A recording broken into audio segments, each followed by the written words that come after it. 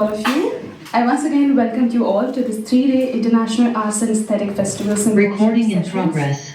being organized by Rays of Wisdom Society in collaboration with IGNCA and Religion, Consciousness and Spirituality Group, nurtured by the Foundation for Creative Social Research.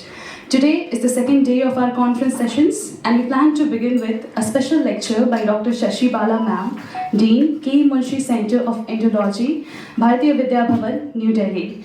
Professor Dr. Shashi Bala is a renowned Indologist specializing in India's cultural contributions to the world, Sanskrit, art history, Buddhism, and cross-cultural connections. She received Mongolia's highest civilian award, the Order of the Polish Star, conferred by its president. She serves as the president of the International Center for Cultural Studies, Bharat, and is an executive member of the International Academy of Indian Culture and the Bharatiya Shiksha Board.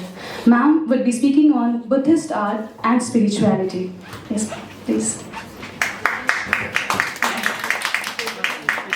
Special lecture. Everybody is special because everybody is special in his own field. So,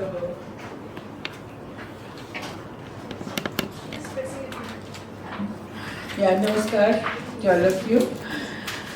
Sorry to be brief in addressing because I think I don't want to waste time in this. How many minutes do we have? 15 minutes. Okay. So, you see, in India, art plays a very important role in life. As it is said in Sanskrit, Sahitya Sangeeta Kala Vihena. So, a person without any kinds of art is like an animal. So, we human beings are given a special capacity to think. The term Manushya, it's from the root man. Man means you can think. And from the same root comes the English word man. So, from time immemorial, you will see that always human beings have always tried to visualize the world, the way they experience and how they perceive it. So the earliest forms of art, I don't have to explain about it, but it includes pictographs, petroglyphs, engravings, rock. We talk a lot about rock art. There are many experts working on that. It's a huge area. The ancient animals, tools, human activities, what they depict is the daily lives of the people. So, but when we talk about Buddhism or Hinduism or Jainism, I'm coming to it later on, how the world saw a shift. So, you see, the rocks are the same. But when you talk about rock art, it's totally different. But when you look at the Buddhist art or Hindu art or Jain art, the stone and the rock is the same, but it is given life in a different way. A rock, a piece of stone becomes an icon. The basis of all kinds of Indic arts, including Buddhist, Hindu and Jain, it's divine and it depicts the spiritual path. A divine icon needs not just an artist, it needs a yogi, it needs the heart of a philosopher, of course, artistic hands.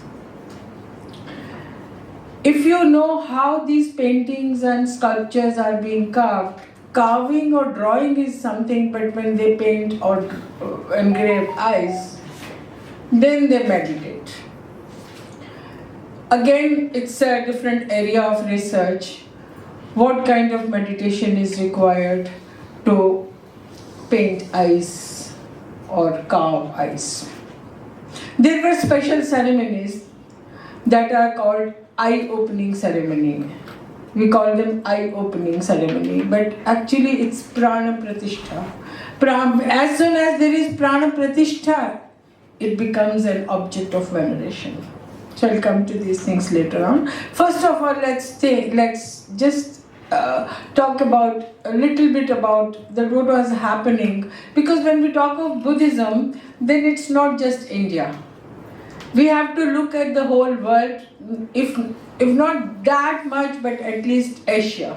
The whole of Asia was permeated by Buddhist philosophy, literature, art, spirituality, of course. But before that, what was there? In Southeast Asia, it's mainly the dongsong, drums, or different kinds of art objects that you find from tombs. Go to any of the countries, you go to China, the largest collection is discovered from the tomb of Qingxi Huangdi in Xi'an. So, like this, you can talk on the tombs of so many emperors and the discoveries of the archaeologists, but different sizes. It depends on the power of an emperor or how much wealth is he going to invest and how powerful politically an emperor is. So it depends on that. There are many kinds. But why we want to talk about?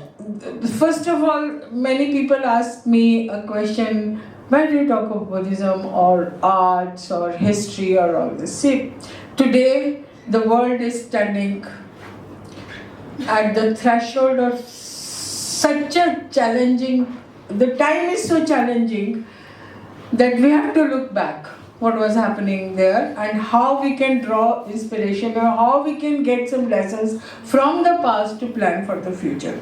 So when we talk about Buddhism, Buddhist art, so what was that meant for? Fulfillment of hopes and horizons, visions and Shangri-Las. But everything today is shivering under political power struggle, geopolitical power. People are trying hard to get whatever. I am not going into those details that how the world is suffering. What we need today is spiritual soft power, and that comes from the mind. Because what works, our hands work when our mind works. The way our mind works, the way our hands work. So, in Sanskrit we call it sanskara. It's not just the blood. A terrorist also has the same blood that I have or you have. But the mind, the problem is with the mind. So conditioning of mind is very important.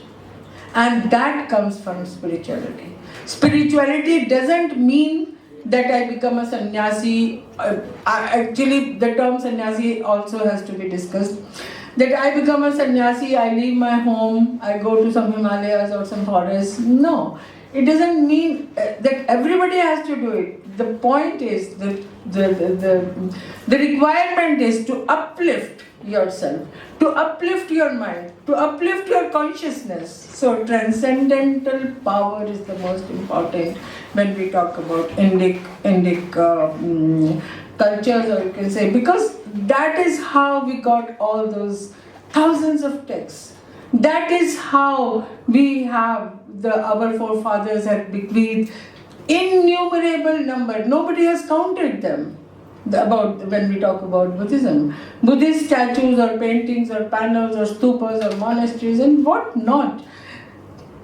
Go to any of these Buddhist countries or some countries which are not called Buddhist still. Even if you go to China, what do you see there? Even if you go as a tourist, what do you see there? It's all Buddhist, their heritage, and it is the basis, the foundation is Buddhism. So this is the path that was shown by the great acharyas, by the great rishis, by the munis, so by the masters who sacrificed their lives. And the path that they showed was of tyaga, of tap, of transcendence. I quote from Maharishi Arvinda, spirituality is in its essence an awakening of the inner reality of our being. To a spirit, self, soul, which is other than our mind, life and body. So there is one level is physical and the other is spiritual. The inner aspiration to know, to feel, to be that, to enter into contact with the greater reality beyond and pervading the universe, which inhabits also our own being, to be in the communion with it and union with it. And a turning, a conversion, a transformation of our whole being as a result of the aspiration, the contact, the union, a growth, a waking up into a new becoming or new being, a new self, a new nature. Unquote.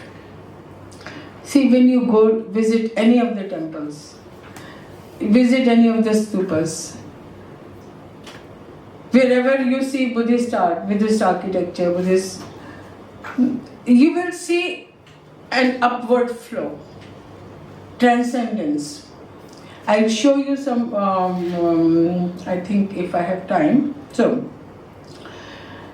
wherever Buddhism reached, it took with it glory, splendor, peace, harmony, of course, but great artists were born because of what I quoted from Maharishi Aurobindo. You have a new self. So spirituality involves the recognition of a feeling or a sense or a belief, and that is how this kind of art could be produced. And what is the ultimate goal? You see innumerable these paintings or sculptures or even monuments where you don't see any names of any artist, because it was not to be sold. The art was not to be sold. Art was meant for upliftment of everybody. That is why it is so unique. If you look into the eyes, when I was traveling on the Silk Route, I composed a small poem, and it was mainly, the words were, look into the eyes of the Buddhas and the Bodhisattvas, how they look at you. Each sculpture, each painting has a message to give us.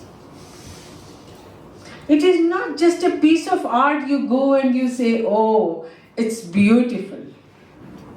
You have to feel it. You have to realize it. And you see, Buddha did not ask for making statues, but he wanted monks to live in a beautiful place. The Jetvan monastery was built, it was so huge, but it was also, Buddha said, wherever the monks are living, they should decorate it. So they started decorating with jatakas and other things.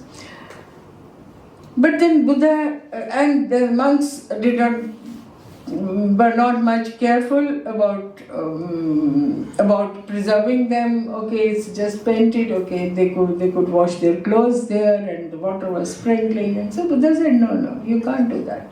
You have to preserve it. Be careful towards preservation also. So this is how. But later on, of course, when we talk about Buddhism, Buddhist art, it starts for an iconic figures. The Buddha was not there, but his seat was there. The Bodhi tree was there. So there are many such symbols that were venerated by the people, but later on it grew. It grew, it developed, because India is a land of realization. You meditate. There is nothing. First, how an image or a statue comes to life, how it is made. You think, you meditate, and then you visualize something. What you visualize is given a form, is given a shape. Buddhism is not a religion of one book or one God. That is why anybody, because Buddha said, be your own lamp. Attadipo Bhava. So whatever you feel is good, it's okay. So many people ask, and because they don't understand, so they ask questions and they make fun of it. Oh, how somebody can have so many arms and so many heads. It's not a human being. It's not an anthropomorphic. We get them anthropomorphic form. These are energies. If I would give you proper words in Sanskrit, they are not Vyakti, they are Shaktis. So, as a human being, we all need different kinds of powers. So when we need those powers, we create something that can give us power. After veneration, after offering prayers. So that is called Shakti path. An emperor who is going to fight, for example, Kublai Khan, when he was going to invade Southeast Asian countries, he venerated, he worshipped, he organized a huge ceremony of worshipping He Vajra.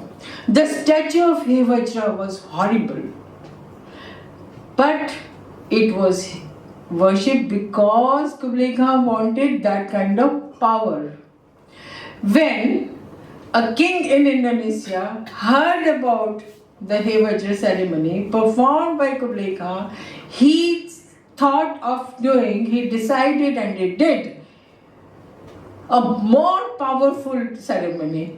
And then he worshipped a more powerful deity, that was Batuk Bhairava Shiva.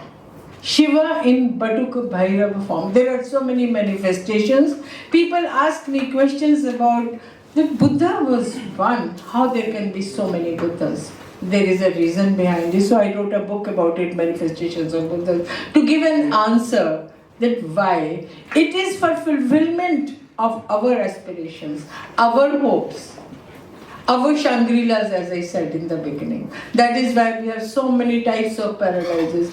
All the Buddhist, major Buddhist gods, for example, Amitabha, Amitayos, then Buddha himself, of course, Buddha is Shakyamuni and Vaishajya Guru. There are many forms of Buddhas. They have their own heavens.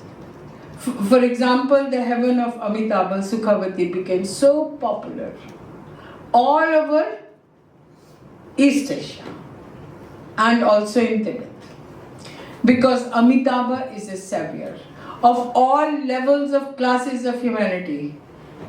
Anybody could worship Amitabha and be relieved from the suffering and be there after death to his heavenly abode, Sukhavati. So they created beautiful paintings. If I give you just one example from Japan, it is called Raigo painting. If you ever have a chance to see, please do that. Somebody who is on the deathbed is so disturbed, so distressed, so sad, but they used to paint a beautiful painting of Amitabha coming down from his heaven with all the bodhisattvas dancing, playing music, and coming to receive the soul of the dying person. So the person who is on the deathbed was so relieved. Wherever I am going, it's full of joy. There is Ananda. It's blissful. So you don't have to worry. Somebody could live happily, somebody can die happily also. So this is what we get from arts. And arts, again I would repeat, that art is not for selling. Art is for helping others. Art is for expressing my feelings. Art is for taking my consciousness higher. If you look at the mandalas, when you talk about Buddhism, Buddhist art, there are so many kinds of mandalas. There are 300, you can't even count how many mandalas are there, but there are many books about it. For example, there are two basic mandalas in Japanese Shingon Buddhist sect. Hundreds of deities you can see there. The highest point is at the center. You start meditating from the lowermost part and you raise your you raise the level of your spirituality spirituality. You raise the level of your consciousness and slowly you cross all those levels and finally you are one with the central deity. Central deity can be, it depends on which sect, which tradition, which subsect, which who is devoted to which deity. It depends. For example, the two mandalas, Garbhadhatu and Vajradhatu. Central deity in both of them are Vairochana. Vairochana is a deity of light, effulgence of light. Amitayus is a deity. Recording in progress. No, it's okay. Amitayus is the Buddha of long life, eternal life. So different attributes. You will look at different deities, gods. There are so many Buddhas, so many Bodhisattvas, hundreds and hundreds of Bodhisattvas are there. Again, there are questions asked by people why there are so many Bodhisattvas and what is the purpose that they serve. Everywhere, every form has a different purpose to be served. You see, wherever Buddhism went, it created new things. It absorbed the local beliefs. It absorbed the local deities also. That is why there are so many bodhisattvas. I just give you one example. In China, there is a bodhisattva of fish basket. The fishermen also need something. There is a bodhisattva of needle and thread. The tailors also want somebody whom they can offer their prayers and be happy, be relaxed, be peaceful and get the power, the energy, the qualities, the capabilities that they need. There is no division in all these countries between Hinduism and Buddhism. I can again keep on giving you examples from different countries, from different ages. For example, Saraswati. Saraswati is venerated everywhere from Mongolia to Indonesia. There are many gods and goddesses who are transformed. There is one, I think it's my lecture on transformation and assimilation of Buddhist deities into, Hindu deities into Buddhist pantheon, Japanese Buddhist pantheon. So, I think it's on YouTube, I'm not sure. But, you see, they transformed. And they were free to transform, to create new forms. For example, Ganapati, Ganesha. The way we worship Ganesha is different in Indonesia. Because as I said, Kritanagara, the Indonesian king who performed the Batuk Bhairava ceremony, he ordered to create a huge image of Ganesha because Ganesha is the power. Ganapati, he is the generalissimo. So, but he did not worship Ganesha in such a simple, smiling face or dancing Ganesha. For his ceremony, a huge statue of Ganesha was sculpted and that sits on a seat of skulls. I have never seen in India. The forms of Ganesha that I see in Japan, some of them I have never seen in India. So, for example, Goddess Lakshmi, Goddess of wealth, everybody needs it, so people worship. But in India, you will see that gold coins are showered by her right hand. But when Lakshmi, called Kichijutin, in Japan is worshipped, she holds a wish-granting jewel, Chintamani. You can't believe, you will not say, oh, is this Lakshmi? But it is written in the record. They started worshipping, being Buddhists. They started a ceremony, Kichijigika, in the 8th century, worshipping Saraswati and Lakshmi together. We need financial power. Everybody needs it, but it has to be pure. And we need intellect. We need intellectual power also. We need the power of politics, administration, military power. All that is represented by Goddess Durga. So they represent. So in India also you must have seen that we worship the three together, Lakshmi, Saraswati and Ganesha. Because we need Shubh. Financial power should not be, I am not saying cannot be, but should not be misused. It should be used for something for the humanity, for transcendence. So in Buddhism, there are so many goddesses. So many goddesses. Again, for example, there is a group of goddesses of good luck. 7 goddesses of good luck. We all need it. Saraswati is worshipped in Tibet, in Mongolia, but the way the robes she wears, it's different.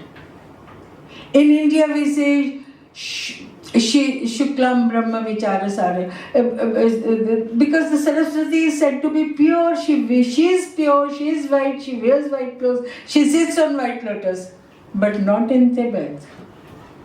They have given beautiful, their own garments. Not exactly Tibetan style, but something is mixed up. In one of the paintings of Saraswati, I saw that Saraswati is holding a pothi. In India, we used to write on manuscripts. So they were of this kind, this shape. But when you have Saraswati in Japan, because they write with this brush on a scroll, so she holds a scroll and a brush. They need knowledge. They need to know, because Saraswati is worshipped, even children for their first time when they go to school, they worship Saraswati. Vasant Panchami is there. So the celebrations mainly in Bengal and other places. But they are also, the concept is the same, but the visualization is according to them. So many goddesses. Ushnish Vijaya, I would like to speak about. There is a dharani, Ushnish Vijaya dharani. It means a dharani chanted for the supreme victory. And this is the dharani that is written on the Great Wall of China in 6 different scripts. Thousands of people visit that part of Great Wall that is very close to Beijing. But people are not told about it. That Ushnish Vijaya was worshipped by Kublai Khan in 1333-4, and he was the person who got it engraved on the wall surface on the Great Wall of China so that it can be protected.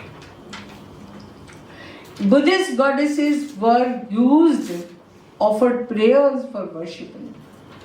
Buddhist goddesses, it's so mesmerizing to see the flying goddesses, if you have ever seen them. When we worship, we offer 5 things: Pushpa, Dhupa, Deepa, Gandha and Naivedya. And in China and Japan, etc., they have visualized them as goddesses bringing those items from the heaven to be offered. In Japan, in Horyuji, in the main hall of Horyuji, that was there was a time in 1940, I think 9 sometime, they were making copies of there are the most beautiful murals inside the hall.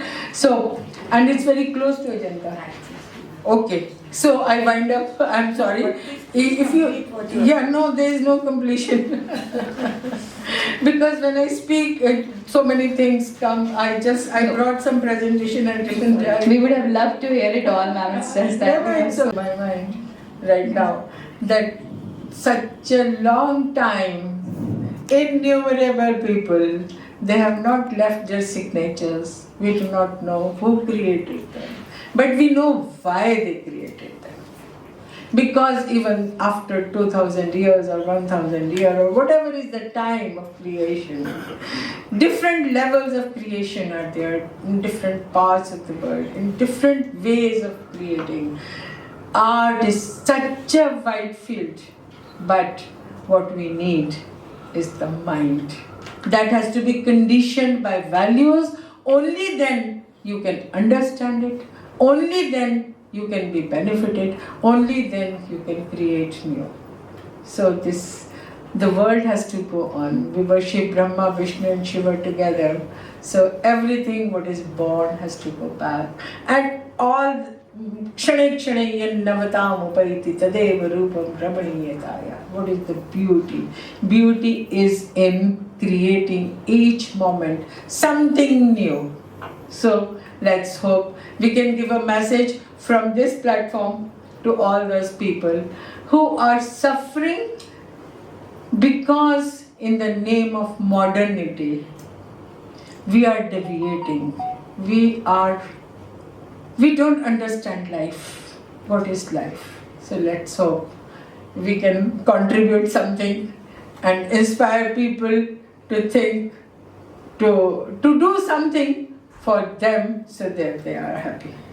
Thank you very much. Thank you so much. Now we invite Manish after. I'm sorry. Manish, I invite Professor Manindra Thakur to now make his presentation. Thank you very much. I think I've been squeezed between two great experts. And I'm no expert of the field, and in fact Before that, Manindra, I think I'm going to request Varsha to introduce the speaker of the group. Where is Varsha? Oh, she's not here.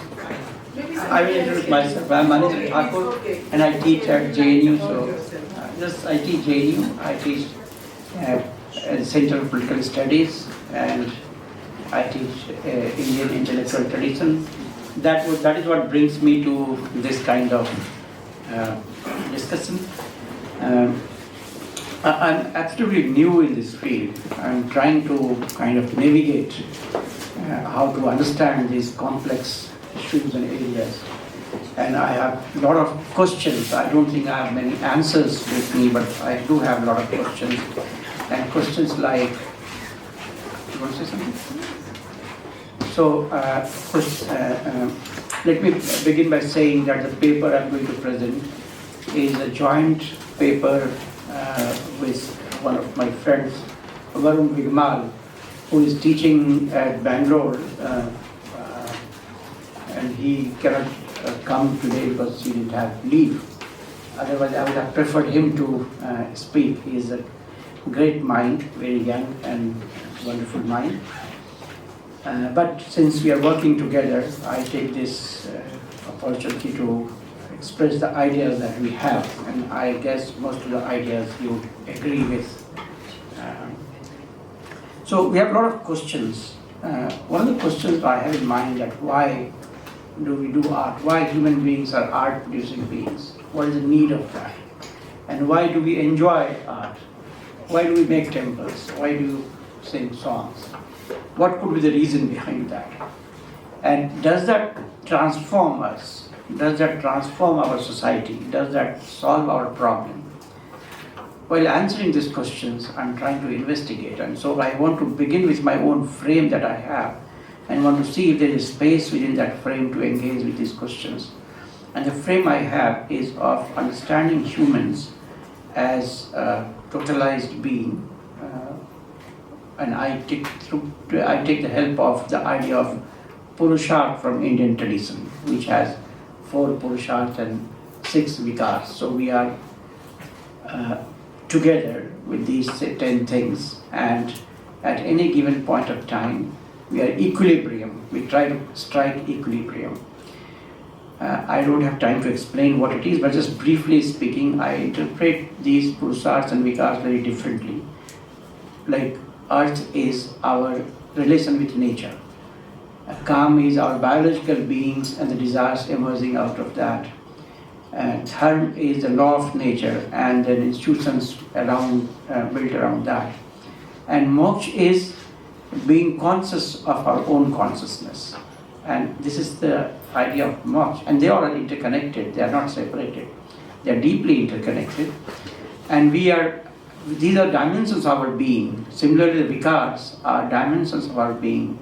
Kam, Krodha, Lobh, Madh, Moh, Irsya, all these things are part of our being. I think they also produce rasas in us. The combination of them produce rasas in us.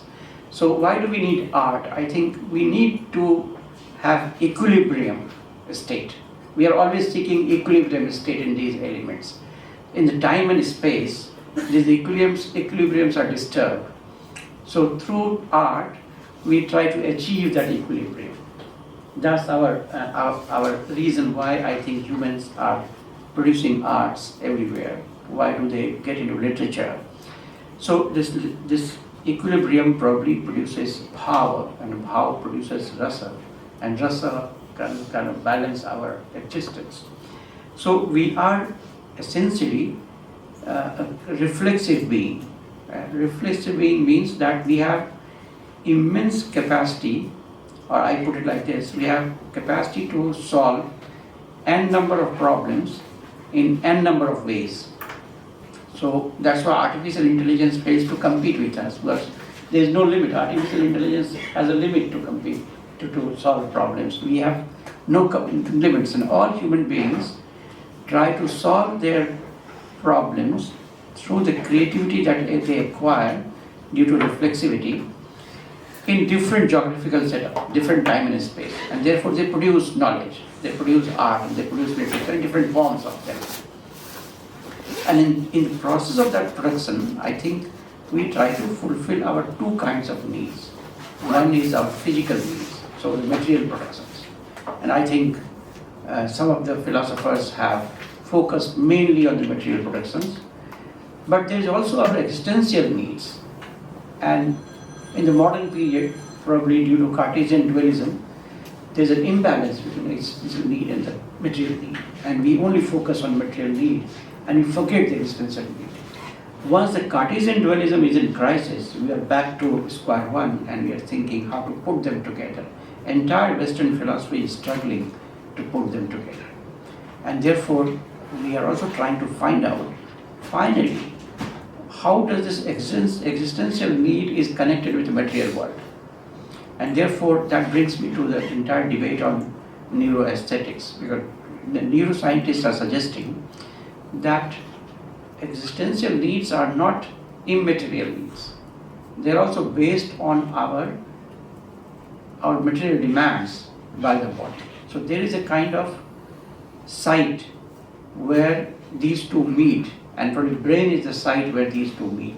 And therefore, aesthetics is necessary for connecting these two sites. And that is what art and culture and music and all those things do to us, that they produce certain kind of elements in our brain that sustains our existence. So this is a very, one may say, very reductionist explanation though, but I find it fascinating because whatever I read generally, I find that there are two extremes. One extreme, for instance, when we talk of Indian culture, we think Indian culture is spiritual and Western culture is material. I think this dichotomy itself seems to be unfair. Human beings can't be either spiritual or material. They have to be both spiritual and material simultaneously. And the real project of knowledge has to be how they are both simultaneously, how to decipher the simultaneous existence of both of them. And therefore, I think when we need to explain what does art do to us and how does that action, whatever happens to us, transforms our material existence.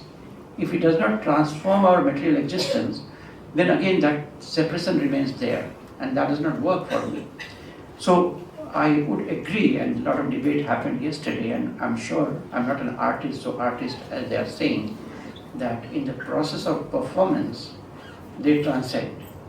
And good old Marx said that consciousness of transcendence is very important.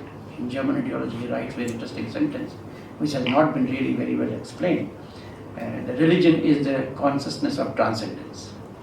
What is this consciousness of transcendence? I'm sure that all forms of art do allow human beings to reach to that level of consciousness where they acquire the consciousness of transcendence.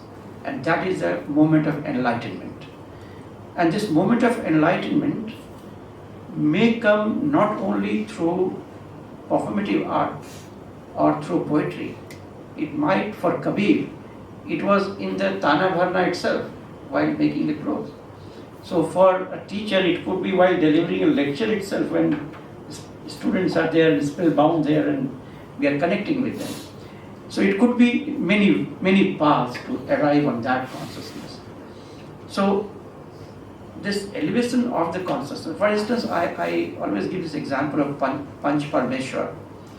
When the Panch Parmeshwar was appointed as Panch, the person was appointed as Panch, he thought there's a Parmeshwar in him and therefore he is elevated. So this elevation is very natural to human beings, every human being. It is not nobody is exceptional in that. Of course, one can nurture that further, one can work on oneself and arrive there. But this is not only natural, this is also necessary for our material existence. That is the point I want to make. That is why I think we again and again go back to art forms. We go back to those things which can produce that kind of rasa in our mind. When I see, I always try to understand why we are so much into reels and why can't we stop that? And I think reels are very important. It produces rasas. Maybe there are drawbacks, there are problems, but there is something that you are stuck with. So we need to understand that this is a need of our mind. This is a basic need of mind, and that need is connected with our material existence. Therefore, we need to connect them together. Now my question begins, that how do we know that we've achieved that level of consciousness? How do we know? Is it a temporary thing? Is it permanent? So my concern is that if we have achieved that, I think the indication of that should come from our transformation. If we are not transformed being, then I would say we have actually not achieved it. There is some limitation of it. And when we transform, then what happens to us? I think what happens to us is that the otherness is over. So once the otherness is gone, then probably we achieve that level. Now, if otherness is gone, then what happens to us? I think, does that mean that our activities, everyday activities are over? Does that mean that we become dysfunctional? No, we do remain functional. But the way we look at the world, that gets transformed. I think that is what must have happened to Raman Maharshi and many others. Even people say about Bhavan Karoli that he had that capacity. So many people are claiming to have that capacity. But my concern is that if actually, all of us have potential to become Paramhans. But once somebody becomes a Paramhans, the symptom of somebody of becoming Paramhans is very clear. That he or she stops distinguishing himself from the world. And that is, when that happens, then what is the impact on society? Of course, one can take one model of understanding society, that if all individuals are liberated, then society will be liberated. That's true, that all of us will have to elevate ourselves. But also that the process of elevation has to be led by some people. So when Buddha gets that enlightenment, he does not remain to himself. He comes out and travels around and talks to people so that the knowledge, the enlightenment he has got, he thinks he can share this with others. When Jesus Christ gets this, wants to go out and meet people. And in that meeting people, they face troubles also. They have a lot of problems also. It's not easy because any kind of transformative action is a political action. And all of them faced a lot of trouble. Buddha, of course, faced a lot of trouble. Christ was hanged. So that trouble when somebody starts taking for oneself in order to liberate other, then I would consider the person has actually achieved that level where the Paramhans or enlightenment has really reached. So does the art form take human beings to that level or not? Or the art forms individualize the person? That is one of my questions that I have been asking to myself. And if it does not really liberate to that level, then I would consider art form need to be elevated further. And I think I have examples. For instance, I got a chance to talk to two great artists, Birju Maharaj and Sanai Walak Bismillah Khan, and very closely, one-to-one discussion for almost an hour. And these questions were there in my mind. And surprisingly, both of them said that, that now when we are performing at various places, state organized stages we are not as happy as we were when we were using our knowledge for common people. Like Birju Maharaj told me that his guru was his uncle, who used to dance in the Mela, very simply. And he said that he learned all those things there. There was no plain stage. And that was much more liberative for him because he thought that he was connecting with people. And there was no mediation between him and the people. Similarly, Bismillah Khan was performing in something called Rasan Chowki. Rasan Chowki is a parampara in Mithila. He was in Mithila, where 5-7 people sit down together and sing, and they perform for common audience. And he says that was the time when he had maximum excitement, not in the state-sponsored performances. So I was just wondering, artists, when one gets liberated without any mediation, so what is the kind of experience that they have? And why do, when I had an interesting debate yesterday about this conference, so what is the central point of the conference? I think the central point of the conference is that art is not an elitist thing. Art is for everybody. Every human being has not only potential to become an artist, but also every human being has right to access art, and therefore the duty of the artist is also to make it in a way that it becomes accessible. It is not elitist. Like the knowledge, I think I always argue with my professors that the knowledge is not for only few people. Unless your knowledge is for a common people, it doesn't work. Like Indian tradition has tradition of creating 3 kinds of texts. One is text by one expert for the other expert of the same field. A text created by one expert for the experts of other field. And then text created by experts for common people. So Panchtantra is a text created by an expert for the common people. The man who is writing Panchtantra is 80 years old, done all his things, and then he sits down to write stories for common people. So this is what I think is extremely important. And then we have to see the history of art, not merely in the terms of forms of art, but also in the terms of its relation with society. I think in the process of evolution, what has happened is that art forms have got alienated from people themselves. And I remember a person who really was interesting, was a former landlord, but a great singer. And he would never sing for money.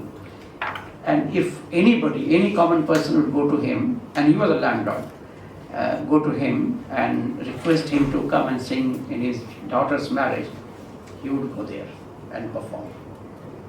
And he was such a known person that Bhimsen Joshi and Pandit Jasraj All of them used to go to his place and stay there. He never allowed his voice to be recorded.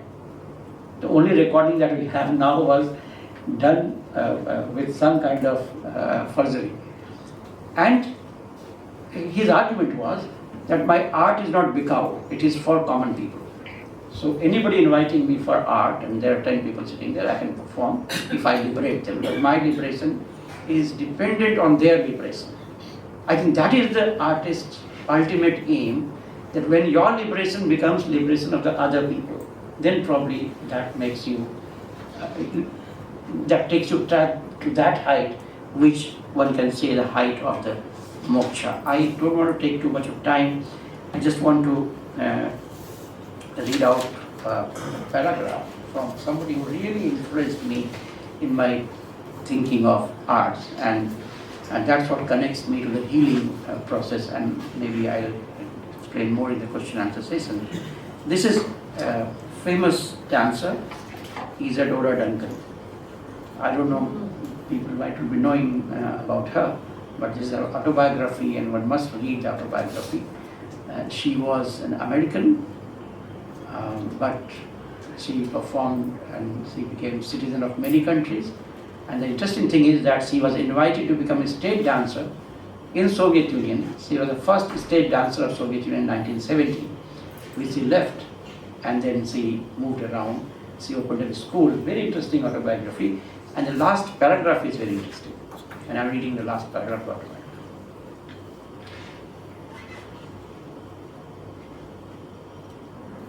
जहाज तट पर रुका तो मेरा मन खुशी से उछलने लगा।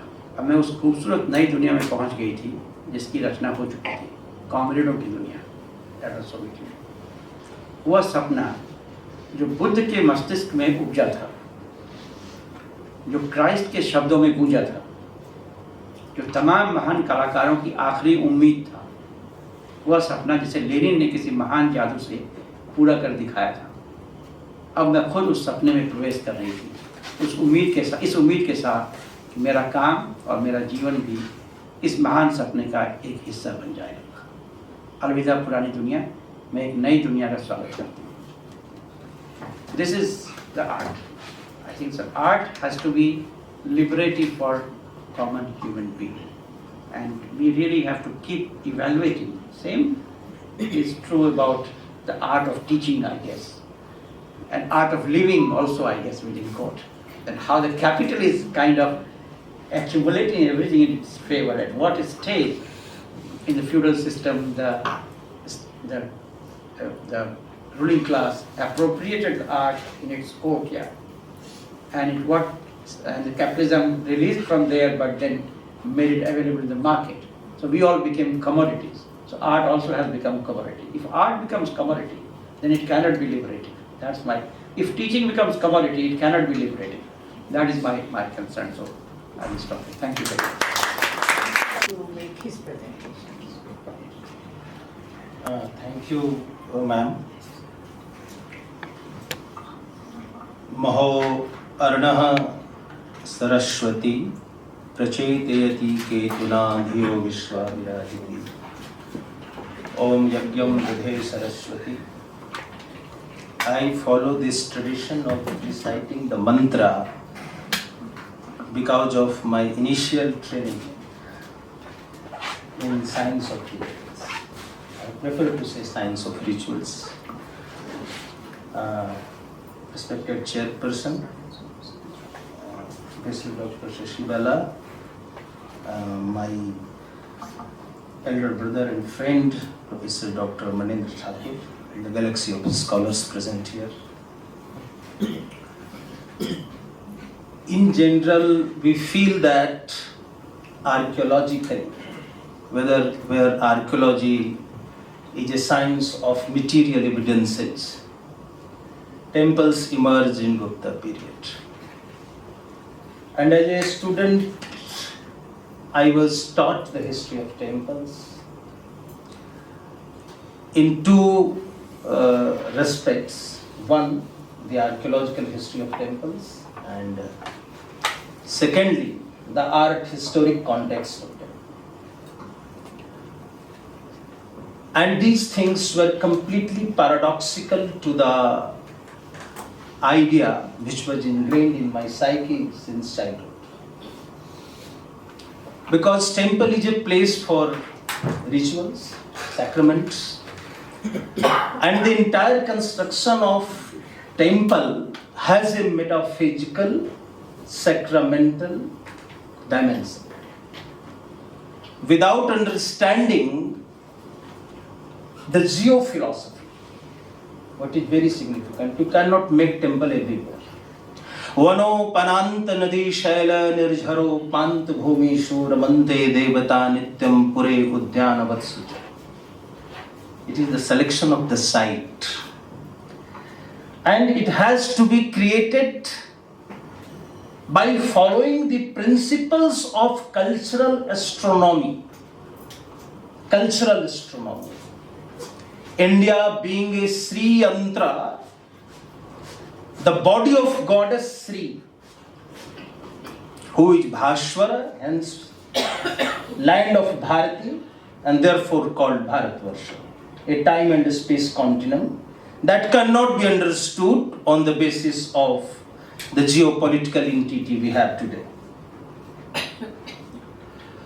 So, all temples, I mean temples of ancient India, they are based on Vedic cosmological thought.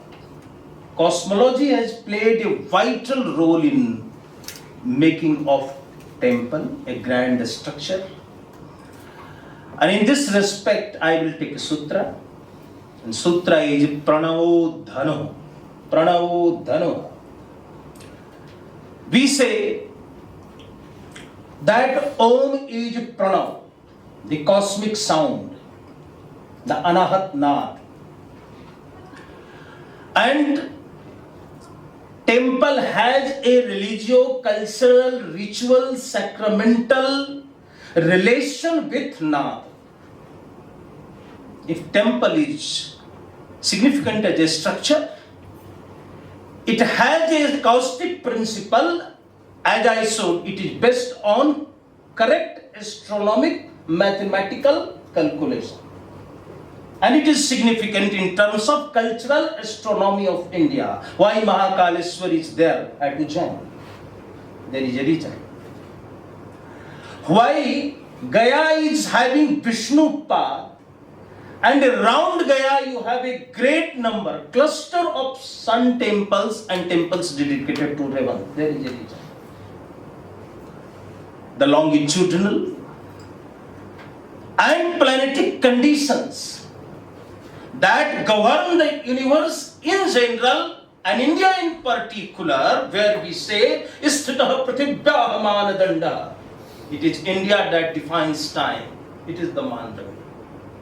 So you will have to understand that Pranavo Dhanu, the Nath of Pranava Om leads you to salvation. And his temple is theoretically a place for salvation. Dhanu means bow, arrow. So why it has been said Dhanu?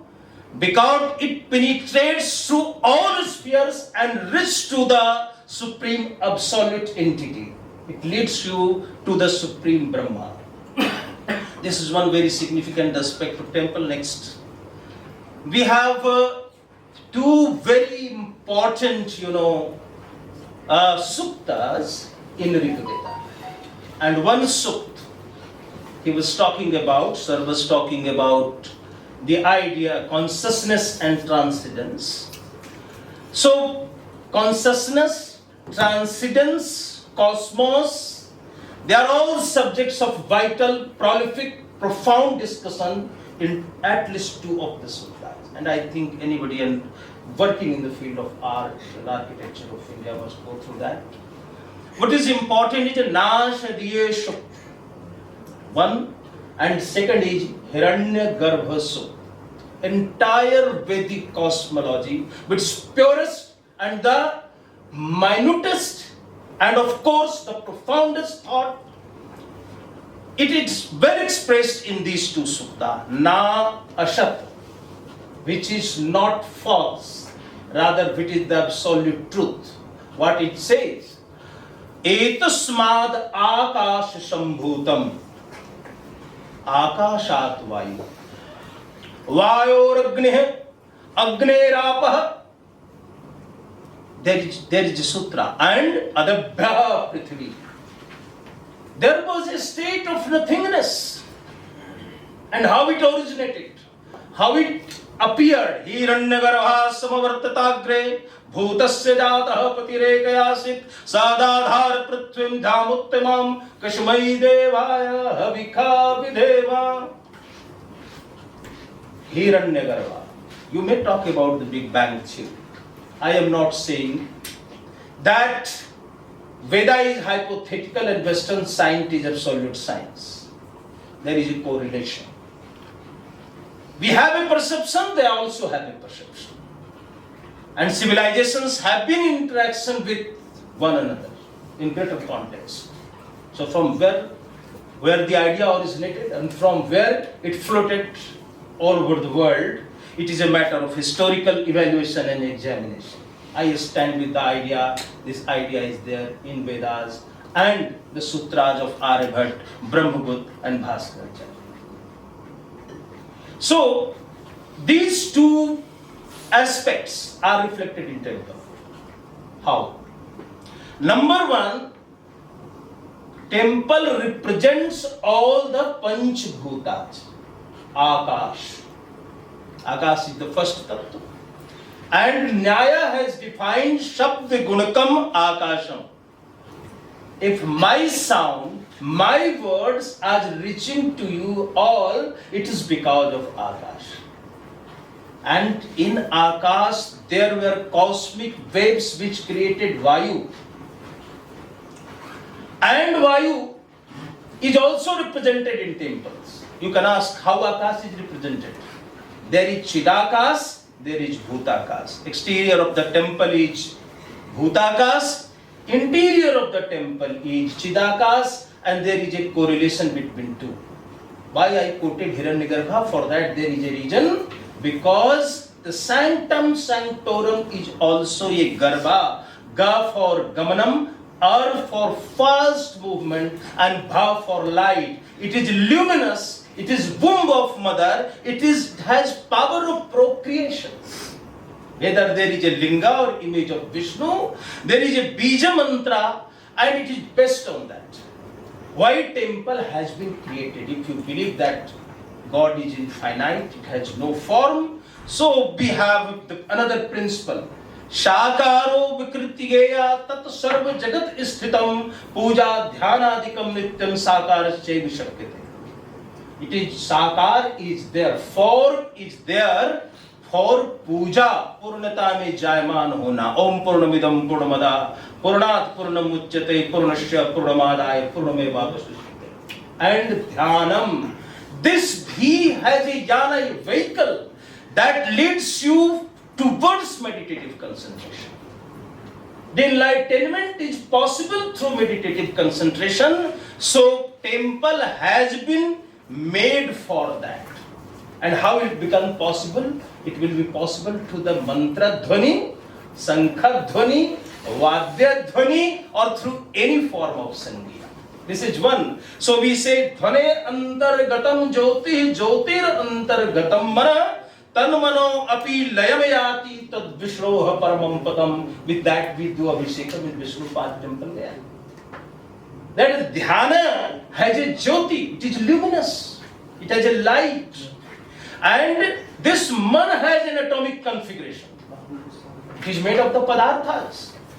It is outcome of a spring of the padarthas, and that has to be concentrated to the pada of Vishnu, which will lead you towards salvation. Sranoti sravanatitam nadam muktirna sanshaya.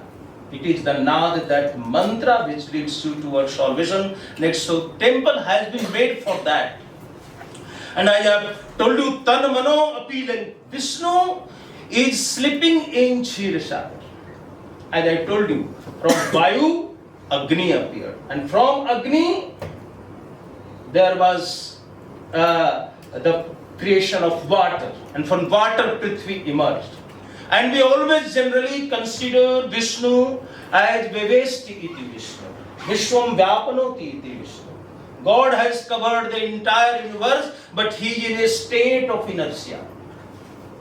Once this water will be dissolved into Chir Sagar is procreative water, then even the power of Vishnu will be Shesh, and it will be infinite. So he is sleeping on Ananta Shesha, Shesh Ananta Sai Vishnu.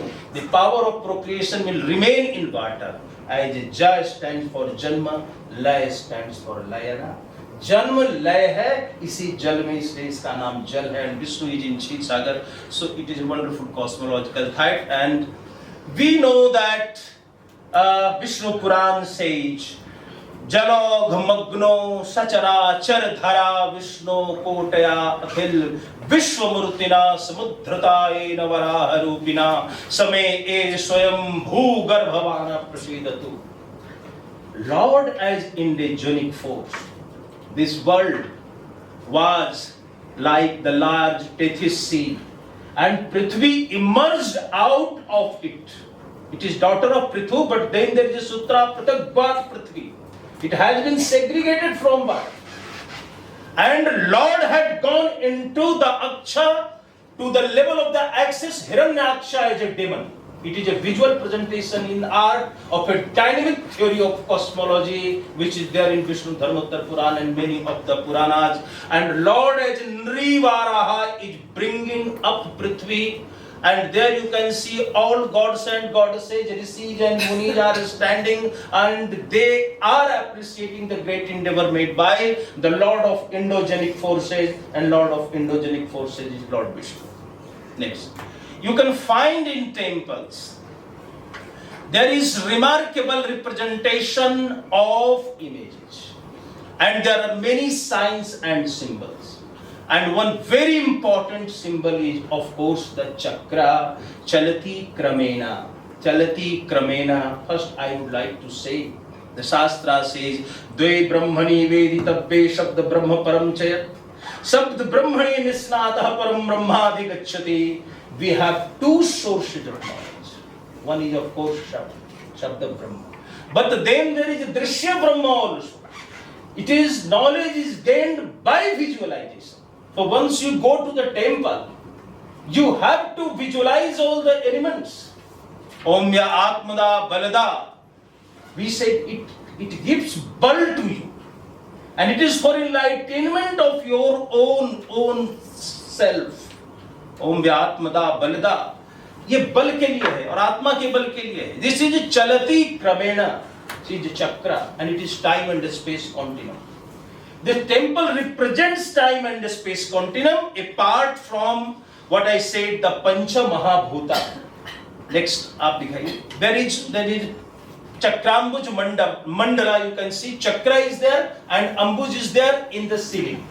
So the power of procreation was created in a space. Temple has three divisions: Bhu, Bhuvaha, and Shwaha. It has three basic divisions, and in Konark, where you find that there is entire gamut of Indian astronomy and astrology that has been projected and presented in a very frolicsome manner, and there you can understand how this spheric geometry as a science was applicable on temples. We have some cave number, and ma'am knows very well, cave number 26 in Ajanta, where the light of sun falls to the feet of Buddha on the date of Buddha Purnima. If you will go to Khajuraho, you will find the light exactly comes at 6 o'clock and it is reflected by the stone to the linga exactly at 6 o'clock. If sun is there, is rising. So this relation is remarkable. We believe that this Bhuvaneshwari called Vitana, which is the temple, it represents the space. And power of creation represented by Padma.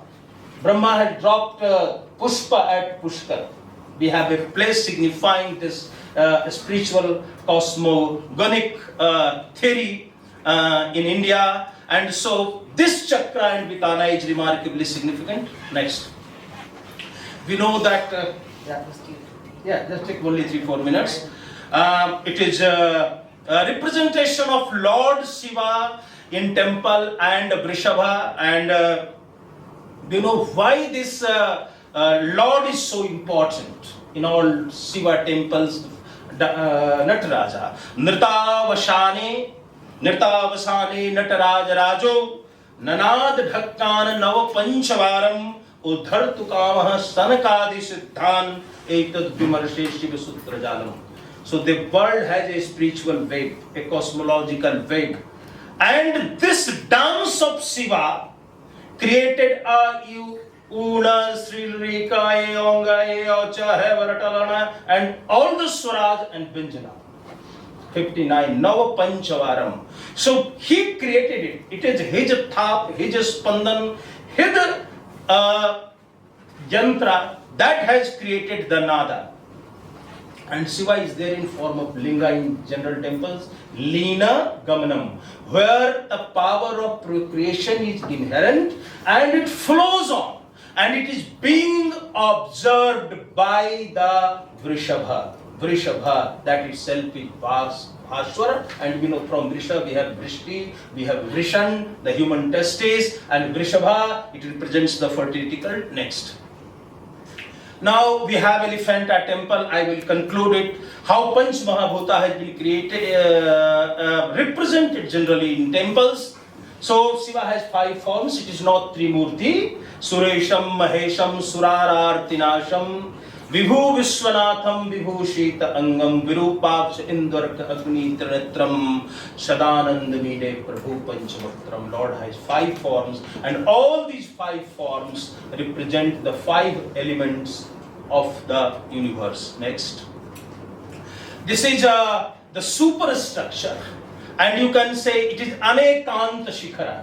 It is mountainous abode of Lord Shiva, that is Kailas. Many of the sun temples are called Kailas, where the Kaladhipati, Kala Ishwara, he sits upon that.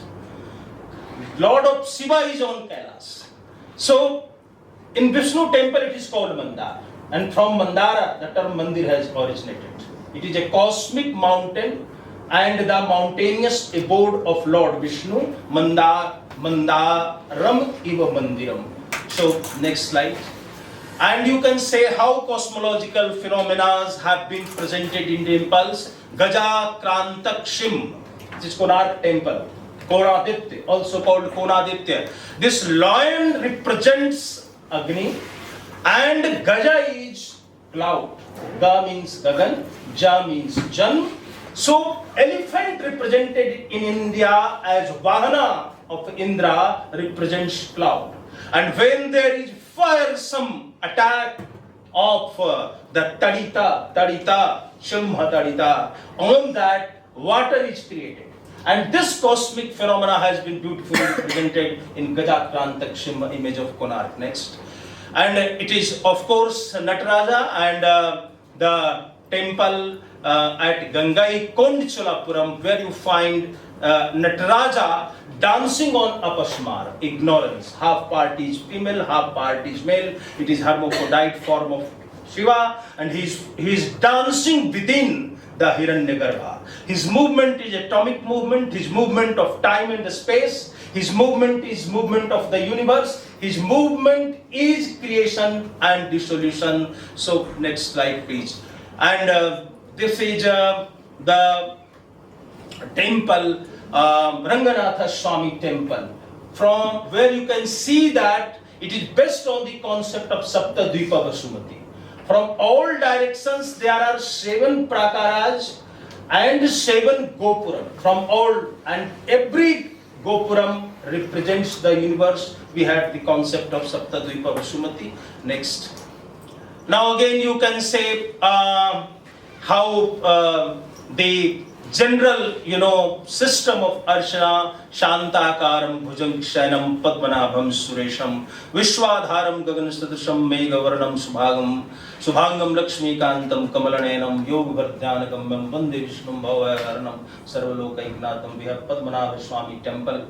This kind of images, but in entire India you can find such images of Vishnu. From Vishnu the Brahma Kamal is originating. Next. So, but in general, but we find that how temples represent this Nirvikara Brahma, and this is the temple, Vrideshwara temple. Vrideshwara temple in its on its exterior wall there is multiple representation of Shiva. So from visual you can enter into the world where there is idol, but it represents the Vyakta form of Shiva. Shiva is Vyakta, it has manifested form, it has unmanifested form, and we recite the mantra Aham Nirvikalpo Nirakara Rupo Vivitvacha Sarvatra Sarvendriyanam Nava Sangatam Naiva Muktirnameva Chidananda Rupam Sivoham Sivoham. I am Supreme Consciousness, I am nothing else. Na Bhuto na Agni na cha Panchavayu Chidananda Rupam Sivoham Sivoham. With that presentations, and while they were very diverse, he talked about, while they were very diverse, but even then there was a thread of connection running through all the three. So I will start with our first speaker, Dr. Shashi Bala, and she emphasized as to how the spiritual quest for creating something, or our spiritual quest, gets expressed, but it gets expressed in diverse ways depending upon the socio-cultural, religious, socio-cultural context. So the Buddhist art, Jain art, Hindu art, they will have different symbols, and art in Indonesia would be different, and art in Japan would be different. And she elaborated at some length as to how there were different icons and different symbols of Buddha and Bodhisattva in these different countries. The one important point she made was that art is meant for uplifting of everyone. Art doesn't have a commercial objective. True art is that which uplifts not only the artist or the person who is making something, but also those who watch that art. And that means, I am sure by art she means not only sculpture but also other forms of art. So if we apply it to all other forms of art, this would mean that all art must be uplifting, and it must uplift others and common people also. It's not just for the elite. Professor Thakur also in a way said that our spirituality, the expression of our spirituality, the experience of spirituality is transformational. And it is transformational in the sense that it changes the person who has this experience of spirituality. And in what respect does it change? He made many other points, but for constraint of time, because I do want to give time to our students and others sitting here to have their questions, so I'll be very brief. How it changes is that it breeds a kind of sense of identity between oneself and others. We see others not as others, but as oneself, and so it promotes a kind of an attitude of harmlessness towards all others. Because if I perceive you as myself and I see a common thread between you and me, then definitely this will promote empathy, and this will promote altruistic tendencies, and this will be promote us to have goodwill towards others. Dr. Anand Burdhan spoke at some length about the temples and the principles that lie behind the temples, and he outlined as to how the temples, the structure of the temples, is an expression of the cultural astronomy of that time. how the temples are based on some profound principles, which not only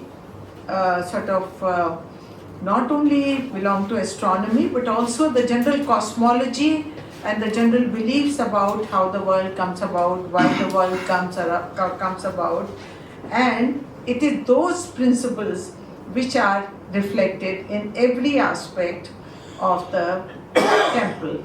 And that is why he emphasized that the temple, the first big task for construction of a temple is selection of a suitable site, which is itself based on principles derived from Vedas. Temples also, he also made the point that temples is a place for salvation of oneself. And of course, they have different symbols. He explained them through photographs and all, and showed us what the principles are behind the construction of temples, and said that this is a place for salvation. It is not merely for performance of rituals, but a place for salvation. All three are very thought-provoking presentations by these very powerful speakers. And I would now like to, I thought I'll make a few remarks about the spirituality at the end, or shall I just make a few right now? Okay, so let me just make very brief 2 or 3 points that I want to make, and then I'll throw it open for discussion so that we can give chance to all of you. Now, I think the moment one thinks of spirituality, like, first of all, I would like to thank Professor Thakur and Varsha for inviting me here. Because this is after... Dr. Reena Hota ma'am is actually collaborating. I'm just a coordinator. Yes. So Dr. Hota, for inviting me here to this seminar. I must confess that I am coming to a seminar after some gap. I have been a little away from academic life of the university, and therefore I thought this was a good occasion to come and again, feel the sense of what an academic seminar is. Now, whenever we talk of spirituality, the first dichotomy that comes to mind is mind and spirit, or matter and spirit, more importantly. Now, mind in some views has been taken as Atman or as soul, and therefore there is no distinction between mind and soul, but very often, and in the Indian traditions, soul is different from the mind. So, matter and spirit. And when we talk of spirituality, we find that spirituality is something which comes very naturally to human persons, We have to have a spiritual dimension. We all have a spiritual quest within us.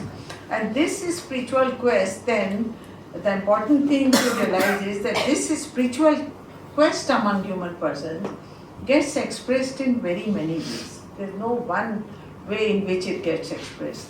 So, as far as thought systems are concerned, it can get expressed in a realization of oneness of the entire universe, a fundamental principle underlying the entire universe and all human beings, a fundamental unity among all human beings, or even in a higher transcendent divine being, the presence and hand of transcendent divine being. So there are so many ways in which this, so mysticism takes one route, religious experience which may lead to a belief in a God, personal God, or some other religious form, that is another way. So this spirituality gets expressed, this yearning for a spiritual dimension to our existence leads to various kinds of expressions. Religion is one important form of expression of our spirituality, and almost all religions have a dimension where they talk of something higher, an ultimate reality, a fundamental underlying reality which is higher than, over and above, different from and over and above the material reality. And it may not be accessible to our ordinary sense experience or our ordinary intellectual exercise. So it is very important to understand that though there is a dimension of spirituality to all human beings, but this dimension gets expressed in very many ways. And since they are expressions of spirituality, we have to treat them with respect. They are all expressions of spirituality. Now, our speakers today told us that it gets expressed not only in religious forms and religious systems, it also gets expressed through arts. So all art forms also are an expression of spirituality or our spiritual dimension. And this is something, again, very important, that art is not to be seen as merely a commercial exercise, merely as an exercise or our skill with our hands or with a paint and brush or with a pencil. It has its spiritual dimension, and it has to be seen as in terms of the objective which lies behind the creation of that art form in the artist, and the objective that the artist has. It may be upliftment of others, it may be establishing a unity with others, or it may be asserting a unity with others, whatever, however way we see it, it has a purpose which is higher than, which is not exhausted by the art form itself, but it has a purpose. It expresses the purpose of the artist, and it also expresses the intention of the artist by the purpose that he or she wanted to achieve through art forms. So all the three presentations were very interesting. I learned some new things through the presentations. And now I open these presentations to the audience for questions and their comments. Please be brief, and I'll try to give a chance to as many as possible. Raise your hand and we can take you. And just tell your name before you ask your question. Also to whom you are addressing the question. Sure, ma'am. My name is Shivhari. I am asking to Dr. Anand Burdhan. Sir, my question is this: ki, you explain temples, right? So, sir, do you think temples is the clear example of elite art?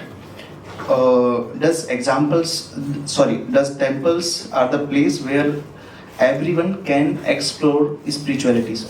Thank you. Of course, no art is elite, no art is poor. All arts are beautiful, all arts are. Collect all the questions and then we collect all the questions. We can collect the Would you like to questions and take then we it? can go So to the then I'll take all the questions, but I will request my speakers to take note of the question which pertains to them. Because I may not be able to remember all the questions. So we already have one question for Dr. Anand. Okay. No, you can then, we will just take it after 5 or 6 questions and then we'll take. Yes, any other questions? So I have Harshvardhan this side. Yeah. Okay. I have a question to Manindra sir. So you were talking about the access to art. So whenever we talk about access is always come with some sort of power. And when we talk about power creates hierarchy, and that hierarchy ultimately leads to elitism. Where the true nature of elitism is to create the differences of that otherness which you were talking about. And this access is somewhat related to how the art is recognized, because we know about only those art that have been recognized. There are many arts which we are not even talked about, which we are not even aware about that. And this recognition of art is linked to the state, because the state play a very important role in the recognition of it. And that recognition is somewhere created that difference. Okay. I'm just coming to the main question. You have a question also? Yeah. How art can be egalitarian in this nature of a state? How art can egalitarian with the motive which you were talking about, where that do not lack that. All right. Yes. Oh yes. My name is Vidya. I have a question for Professor Shashi. So regarding the conception of the good, that we were saying that Buddha said that everybody's conception of good is their own, and whatever you feel good is good to everyone. Then I'm saying, what standard would you set that how would you differentiate that a Vairagi's conception of good is any different or any superior to a conception of good of a criminal?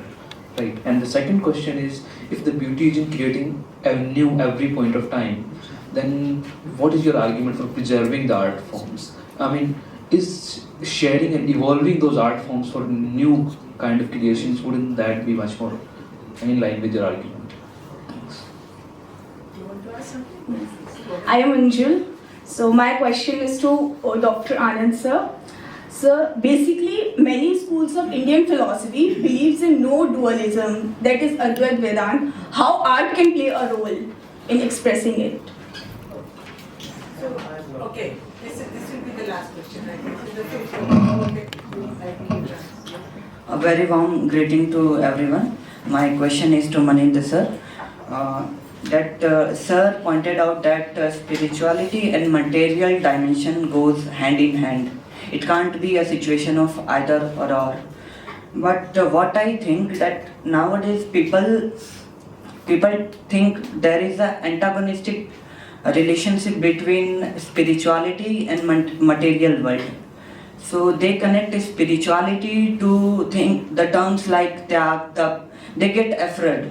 The youth like us. So my question is that how sir will convince us, a young man like me and my colleagues, that spirituality and material world can be both lived together. Thank you. Yes. This So- will be the last one for the time. Okay, ma'am. So my name is Rakesh, and I am a PhD candidate at JNU, CPS JNU. I've got two short questions to Dr. Bala, ma'am. Ma'am, you were talking about many kind of similarities and commonalities between Hindu philosophy and Buddhist philosophy in different aspects. But ma'am, it is said by many of the scholars that it remains the historical project. The philosophical reconciliation between Hinduism and Buddhism is yet to be done. So in terms of ontology and in terms of epistemology as well, at the level of ontic itself, we know about the conception of dependent origination and emptiness in different schools of Buddhism, but in Hinduism we know about Brahman and being transcendental and immanent. In the conception of epistemology as well, we know about Pratyaksha, Praman and Anuman, other things, but there is a difference between the way they are interpreting. It's like Anuman, the logical inference leads to emptiness in Buddhism, but something different in Hinduism. So this kind of philosophical reconciliation, how this kind of reconciliation could be done. Second, ma'am, small is, when we're talking about Maharshi Arvind and Aurobindo Ghosh, so ma'am, as he says that spirit should look through matter's gaze and matter should reveal the spirit face. So this intermingling of matter and spirit, and both being the site of realization, unlike the forbidden fruit eaten by Apple and Eve, and the kind of disconnection between divine and body. So when both being the realistic side of this, then how you see the theory of power and the power that operates in terms of virag that Professor Thakur was talking about, vikar and all. Ma'am, very small question to Dr. Burdhan, very small. So it was, Last. Yes, please. yeah, so Dr. Burdhan, sir, it was a very fantastic presentation, and I'm having the darshan of many of the great gods and temples as well in the early morning. It's itself a religious experience. So the question would be, temple, when you're talking about the different aspects of astronomy, aspects of mathematics, geocosmology and all, but when the deeper philosophical thrust talks about the human body itself being the temple, and about the human man itself, like it talks about Maniva Manushyanam Karnam Bandh Mokshaya, and about the body it talks about Ashta Chakram, Navdwaram, Ayodhya, Deepam, Iti Shariram. So in the outer temple, when we see apart from all the different dimensions, the ritualistic aspect of power and ritualism that goes, like with respect to one gender. Not to be brief. Ma'am, just one line I want to say. Give them time to. Ma'am, I'm okay, just one line. So this aspect of ritualistic power that we see in outer temples, like I was saying that like if women go to temples during menstruation, so there is some kind of inflow, disturbance of energy, so they should not go. But if this human body is itself regarded as a temple in terms of Navdwar Puri, so one dwar is itself the site of menstruation and the periods and all. So there this kind of power operation is not there. So what is your philosophical thrust on body itself being the temple, and how to realize that? So the two questions. So I think because I had interrupted him while he was already in the for this Burdhan. My answers will be very simple. Let him respond first. आपका शुभ नाम? Please, mic. Students are from which? Hari ji. We have a teen, grand works. You can say encyclopedic works on architecture. One is Narad Sil. It's a very interesting one. And Narada says, my father is a Brahmin, my mother is a Sudra. From my father, I have learned all the theoretical principles.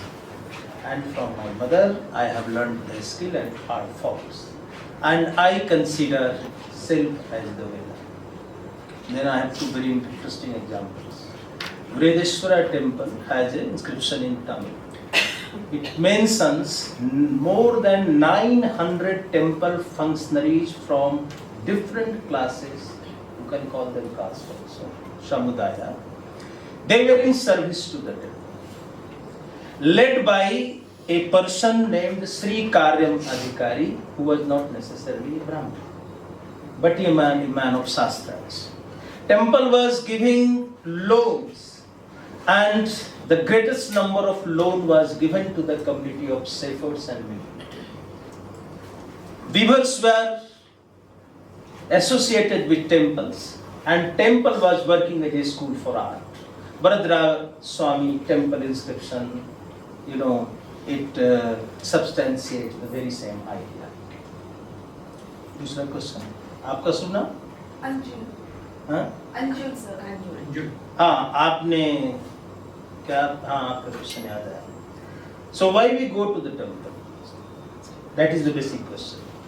So there is a book, you will have to go through a few very important books. One is Yog Taravali, another is Dhyan Bindu Upanishad, and third is Vayavi Sambhita. These three texts have numerous slokas mentioning why should we go to temple. And they are all very interesting. Nadanushandhana namo astutubhyam Tvam sadhanam tat padasya manne bhavat prasadat pavanena shakam viliyate Vishnu padai manome. जब विष्णु के पद से या शिव के लिंग से आपका आत्म सन्निकर्ष होता है, it is the sthiti called Advaita. We go to the temple. Rituals are just the means. They are the methods. Through that we concentrate on the vital aspect of the God who has all powers of fertility. Okay? And your question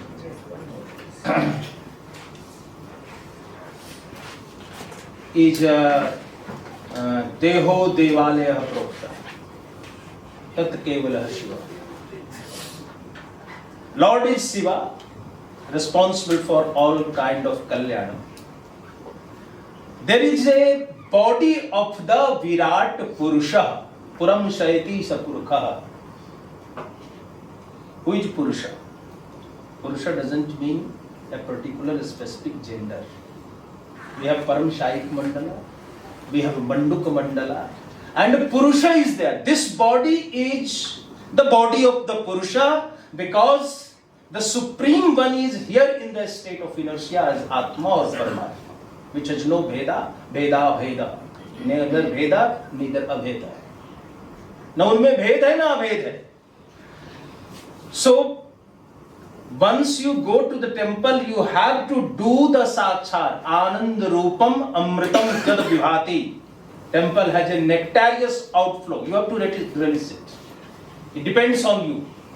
If you are perceiving it as a body, there is a Talajangha, there is a Jangha, there is a Kati, there is a Skandha, there is Gal, there is Mastak, there is Sikha, there is Netramuksha Sanskara, and then there is Prana Dhanam Prana Pratishtha done by the Yajamana and the Purohita.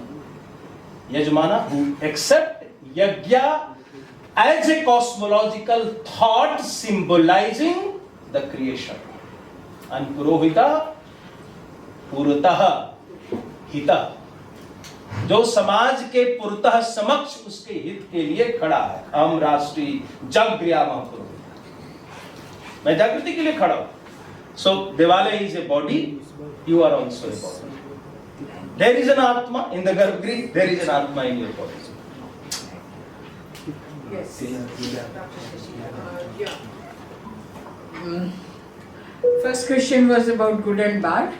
All the qualities that are said to be bad may not be bad.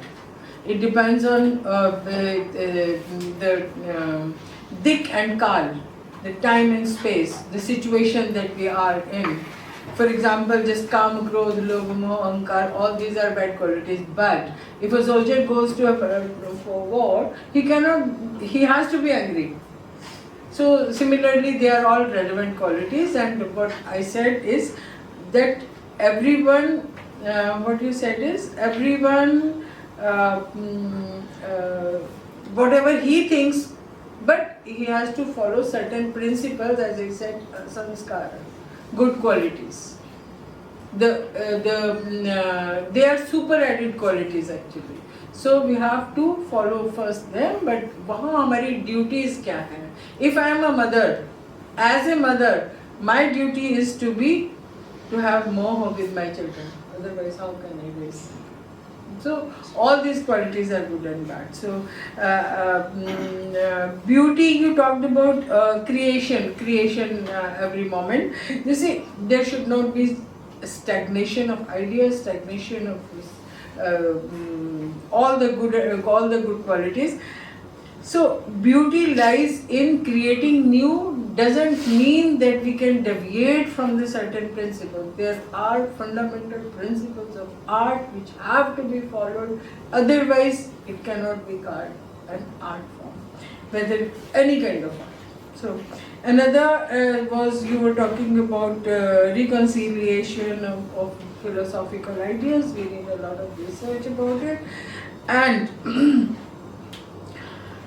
there are some people who have been working on it, but still, I think more is required. And another question was about power, spirit and matter. But I think one should study Sankhya philosophy for that.